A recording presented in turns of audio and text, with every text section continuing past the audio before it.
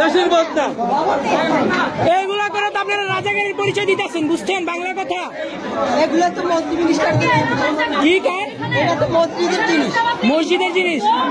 এটা তো এমপি সংসদ সদস্য সবার জিনিসটা। হ্যাঁ জিনিস, তো আপনারা কেন নিতেছেন? এটা তো সবাইকে নিবে কেন? এটাকে আপনার টাকা কিনা না?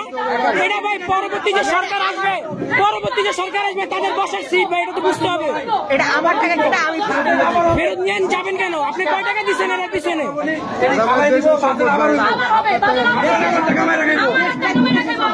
এই ভাই এগুলা করে কি আপনারা রাজাকারের পরিচয় দিতেছেন? মিয়া কে রাজা? রাজাকার তো আপনি পরিচয় দিতেছেন। এগুলা নেওয়ার অধিকার আছে, সংবিধানে এগুলো লেখা আছে।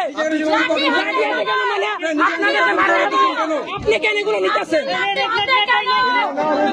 সে তো বারবার একই কথা বলতেছে, সে তো জঙ্গি ছাড়া কিছু পরিচয় দিতেছে না।